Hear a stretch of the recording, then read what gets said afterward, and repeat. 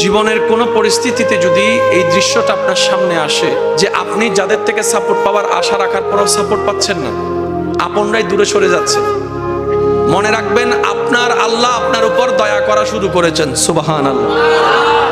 ওই বিপদ থেকে আপনি যাদের সাপোর্ট নিয়ে উঠতে চাচ্ছেন, রব চাচ্ছেন আপনাকে কেউ না করুক সাপোর্ট, আপনার আল্লাহই স্বয়ং আপনাকে সাপোর্ট করতে চাচ্ছে বলেই মানুষকে দূরে সরাই দিচ্ছে। সুবহানাল্লাহ। জীবনে যদি কখনো দেখেন কাছের মানুষ দূরে সরে যাচ্ছে, বেঈমানি করছে, দুই নম্বরই করছে, চোখ উল্টাই ফেলছে, আপনি বুঝে নেবেন আল্লাহ তাআলা আপনাকে দুনিয়ার আসল চিত্র দেখাচ্ছে। আপনি যেন বুঝতে পারেন আপনার আপন বলতে আল্লাহ ছাড়া, আপনার আপন বলতে আপনার নবী ছাড়া আসলে আর কেউ নাই, আসলে কেউ নাই, আসলে কেউ নাই। আপনার ভালোবাসার অধিকার পাওয়ার একমাত্র আল্লাহর আছে, স্রষ্টা হিসেবে নবীর আছে। আপনার উম্মত হিসেবে আপনি ভালোবাসবেন আপনার নবীকে, আপনি আল্লাহকে ভালোবাসবেন, আপনার নবীকে ভালোবাসবেন। এই বুঝটা দেওয়ার জন্য আল্লাহ অনেক সময় দুনিয়ার এই বাস্তবতা আমাদের সামনে এনে দেয়। অনেক ভাই বোন, ভাই ভাই এমনও আছে মানুষের কথার ফাঁদে পড়ে, ভুল বোঝাবুঝির কারণে কিংবা মেজাজ গরম থাকার কারণে, দুই চারটা কথার শিকার হওয়ার কারণে হয়তো কোনো একটা সময় দূরত্ব হয়েছে, কিন্তু এখন একজন আরেকজনের সাথে মিলতে চায়, বসতে চায়। ওনাদের মাথায়ও চলে আসছে বাঁচবো আর কয়দিন, বুড়া তো হয়ে গেছে, কিন্তু ভাইকে এখনো বুকে জড়াতে পারলাম না, অনেক দিন হয়ে গেল। বড় ভাইয়ের মনেও সে তৃষ্ণা থাকে, ছোট ভাইয়ের মনেও সে আকাঙ্ক্ষা থাকে, কিন্তু অনেক দিনের দূরত্বতার কারণে, লজ্জাবোধের কারণে তারা মিলতে পারে না। আমি আমার ভাইদেরকে, যুবক ভাইদেরকে অনুরোধ জানাবো, যদি এরকম কোনো ফ্যামিলি কন্ডিশন হয়, আপনারা যুবকরা মিলে, ভাইরা মিলে, চাস্তো ভাই জাত্তো ভাইরা মিলেই আপনারা উদ্যোগটা নেন, ভাই ভাইকে যেন জড়াই ধরতে পারে, ভুল বুঝাবুঝি যেন শেষ হয়ে যায়। কথা বলেন ঠিক কিনা? বান্দা বান্দাকে মিলানোর কাজ করবে, আল্লাহ সেটা দেখে গুনাহ মাফ করে দিবে। সুবহানাল্লাহ। আমি শুনি না, আরো জোরে বলেন। মিলে থাকেন, কেউ মিলে থাকতে না চাইলে তার আল্লাহরে সে জবাব দিবে। আপনার পক্ষ থেকে আপনি ক্লিয়ার থাকেন, মানুষের উপকার করবেন, থ্যাংক ইউ পাওয়ার আশা রাখবেন না, করতে থাকবেন। কেন? সে আপনার রবের বান্দা, আপনি বান্দার জন্য করবেন, ওই বান্দার আল্লাহ আপনার জন্য করবেন। আমরা অনেক সময় বলি তার এত উপকার করছি, সে আমার সাথে ডাইরেক্ট চোখ উল্টাই ফেলছে, বা এটা দুনিয়ার নিয়ম। আল্লাহ তো এটাই বোঝাতে চায়, এটা দুনিয়া, এটা জান্নাত নয়। আল্লাহর কাছে সবসময় একটা ফরিয়াদ করবেন, আল্লাহ তুমি আমাকে যতদিন ইচ্ছা এই দুনিয়ায় রাখিও, কিন্তু সে থাকাটা যেন তোমার পছন্দের হয়। আল্লাহ যতদিন আমার নিঃশ্বাস চলবে, সেই নিঃশ্বাসটা যেন তোমার পছন্দের সময় কাটে। আল্লাহ আমাকে তুমি যতদিন রাখবা সুস্থভাবে রেখিও, অসুস্থ বানিয়ে কারো উপর যেন আমাকে বোঝা না হতে হয়। কারণ অসুস্থ হলে অনেক সময় আপনরা পর্যন্ত ভর মনে করে। প্রস্রাব পায়খানা যখন অসুস্থতার কারণে বিছানায় করা লাগে, মানুষ ঘেন্না করে, এই ঘেন্নাটা দেখে রোগীরও নিজের অস্বস্তি বোধ হয়। কথা বলেন ঠিক কিনা? আল্লাহ আমি যেন সুস্থ থাকতে থাকতে ঈমান নিয়ে ইজ্জতের সাথে দুনিয়ার থেকে যেতে পারি, সে তৌফিক তুমি আমাকে দিও। মাওলা যতদিন আমি বেঁচে থাকবো তোমার বান্দা, জীবনের শেষ নিঃশ্বাস পর্যন্ত কখনো যেন কারো কাছে হাত পাততে না হয় আমায়, সেই রিজিকের ব্যবস্থা তুমি করে দিও। আল্লাহ গো, আমি যখন দুনিয়াতে থাকবো না, আমার সন্তানদের ব্রেইনে মনে তুমি এমন নূরের আলো দান করিও, তারা যেন মা বাবার জন্য অন্তত হাজার ব্যস্ততার ভিতরে একটু যেন দোয়ার হাতটা তোমার দরবারে তুলে এমন সন্তান ব্যবস্থা করে দিও। আল্লাহর কাছে এই দোয়াগুলা করা যাবে ইনশাআল্লাহ? আওয়াজ শুনি নাই। এগুলো কি আমাদের জন্য ভালো হবে না খারাপ হবে? যত উত্তম দোয়া আছে, সবচেয়ে উত্তম দোয়ার মধ্যে এগুলা অন্যতম উত্তম দোয়া। কি বলেন আপনারা? একমত আছেন তো? সবাই সবাই একমত আছেন তো? কারণ আমরা ইজ্জতের জীবন চাই, বেইজ্জতি হয়ে মরতে চাই না। কথা বলেন ঠিক কিনা? আমরা মানুষের উপকার করে মরতে চাই, কারো উপর বোঝা হয়ে, অপমানিত হয়ে মরতে চাই। আল্লাহ পাক আমাদের সবার উপর সে দয়া দান করুক, আমিন। ফাজকুরুনি আযকুরুকুম, ফাজকুরুনি আযকুরুকুম। আপনি নীরবে একা রুমে বসে আপন রবকে ডাকছেন, জিকির করছেন, ওখান থেকে রব ডাক দিয়ে বলে, বান্দা ফাযকুরুনি আযকুরুকুম, তুমি আমাকে ডাকো, আমি তোমার ডাকে উত্তর দিয়ে দিব। সুবহানাল্লাহ। বান্দা তুমি আমাকে ডাকতে থাকো, আমি আল্লাহ তোমার সমস্যাকে সমাধান করে দিব। সুবহানাল্লাহ। বান্দারে রিজিক কমতি হয়ে তুমি ডাকতে থাকো, আমি আল্লাহ রাজ্জাক তোমাকে রিজিক দিয়ে ভরপুর করে দিব।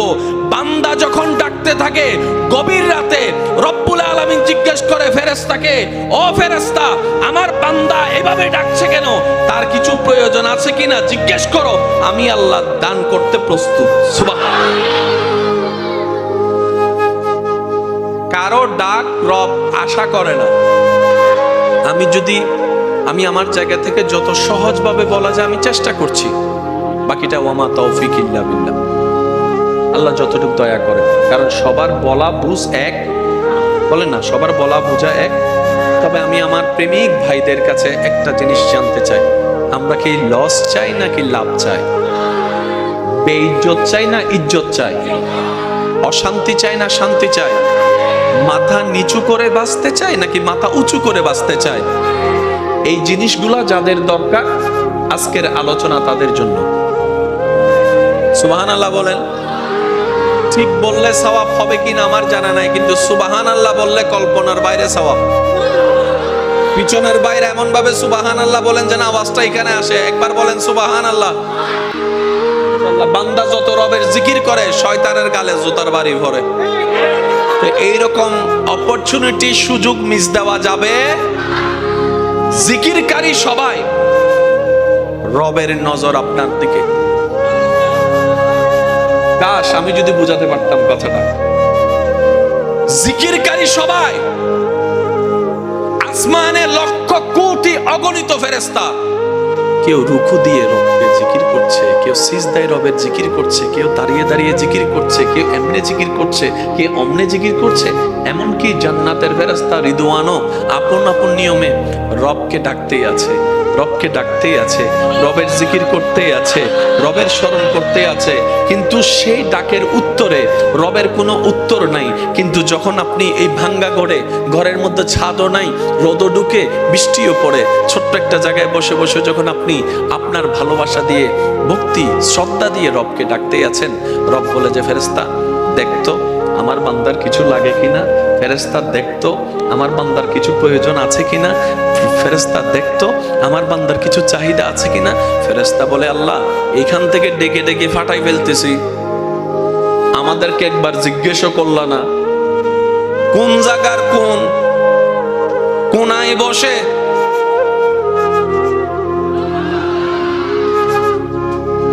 আশেকদের একটু মনের কানটা চাচ্ছি।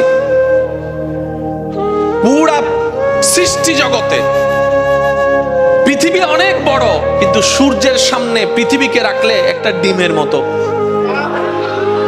ওই বিশ্ব জাহানের স্রষ্টা ফেরেশতাকে বলছে, দেখতো আমার বান্দার কিছু লাগে কিনা। এবার ফেরেশতাই বলে, আল্লাহ সিদরাতুল মুনতাহায় তোমাকে জিকির করা হয়, প্রথম আসমান দ্বিতীয় আসমান সব জায়গায় তোমার জিকির, সূর্য করে তোমার জিকির, চন্দ্র করে তোমার জিকির, নেপচুন করে তোমার জিকির, প্লুটো করে তোমার জিকির, গ্যালাক্সি করে তোমার জিকির, এত সৃষ্টি তোমার জিকির করে, কারো কিছু প্রয়োজন আছে কিনা তো জিজ্ঞেস করো নাই। কোন জায়গার কে? এই বিশ্বের মধ্যে সূর্যের চাইতে অনেক গুণ ছোট পৃথিবী। এই পৃথিবীর মধ্যে কিছু দেশ, কিছু মহাদেশ বাংলাদেশকে গিলে খেয়ে ফেলতে পারবে এমন অনেক মহাদেশ আছে। এত বড় বড় মহাদেশের চাইতে ছোট একটা দেশ, এই দেশের 64 জেলার একটা জেলা, এই চট্টগ্রামের এতগুলা থানার একটা থানা। জোরে বলেন, আরো জোরে। এই থানার এতগুলা জায়গার মধ্যে একটা জায়গার কোণার মধ্যে বসে আছে, আর তুমি ওখান থেকে শুনছো।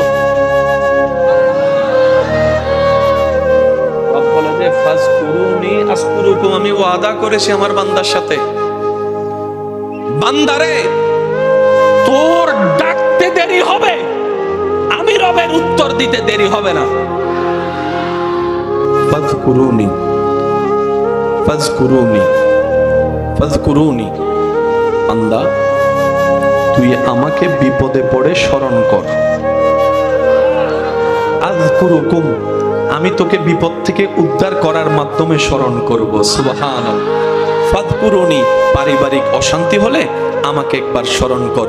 আযকুরুকুম, শান্তি দিয়ে আমি আল্লাহ তোকে স্মরণ করব। সুবহানাল্লাহ। ফাযকুরুনি, তুই অভাবে পড়ে স্মরণ কর। আযকুরুকুম, আমি সচ্ছলতা দিয়ে তোকে স্মরণ করব। ফাযকুরুনি, তুই অসুস্থ হয়ে স্মরণ কর। আযকুরুকুম, আমি আল্লাহ তোকে সুস্থতা দান করে স্মরণ করব। সুবহানাল্লাহ। ফাযকুরুনি, বান্দারে তুই ঋণের মধ্যে পড়ে আমাকে স্মরণ কর।